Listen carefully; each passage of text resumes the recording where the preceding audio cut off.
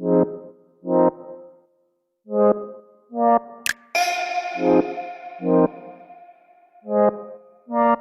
up, guys? It's Joel Stieber here with Keller Williams Bay Area Estates.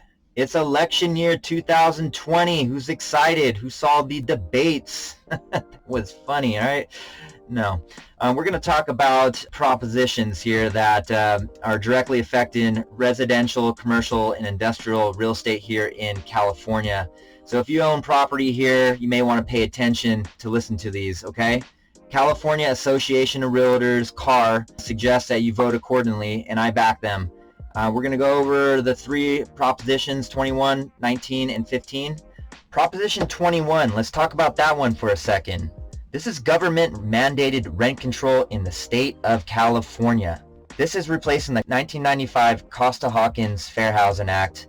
And basically, this is going to say that if your tenant moves out, you only can raise your rent incrementally to a certain percentage. You can't raise it up to fair market value. Okay, so the government's telling you what you cannot rent your property for. This is not good for anyone that owns property that maybe wants incentivized to maybe redo the kitchen and the bathrooms, make it a nicer unit for the next renter. So we're going to have a lot of depreciating rentals around California if this does pass. And this is going to create less inventory for tenants. So this is not going to be good for tenants as well in the long run. I think you're going to see less people rent out properties if this does pass. So no on 21. Proposition 19. This is a big one, guys. This is a real big one. It was on the ballot 2 years ago. It did not pass. It was worded wrong. The verbiage was off. It basically said that it was going to take money away from first responders, schools, communities, when in fact, if this bill passes, it's going to rain billions of dollars on the state of California. Okay, and what this really does is if you're over 55, you can take your property tax base, whatever that is, and move it anywhere in the state of California.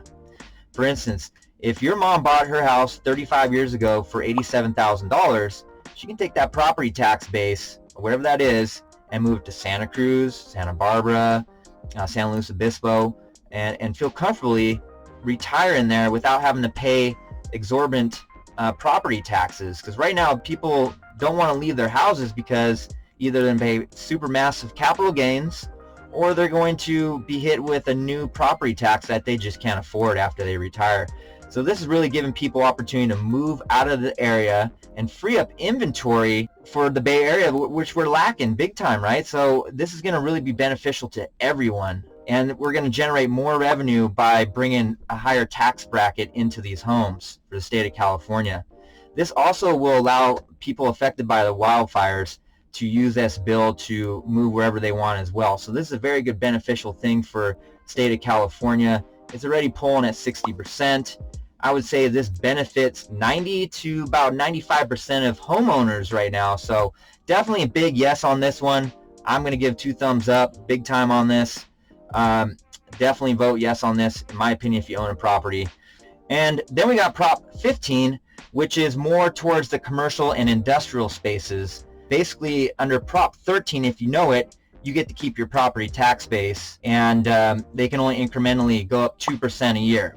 Well, with this bill, they want to tag all commercial and industrial spots and raise their property tax up to fair market value, okay? So big corporations like Apple and whatever, they can take it, right? But, I mean, if it's a strip mall with small businesses in it and you raise the property tax on the landlord, what do you think happens to the tenant?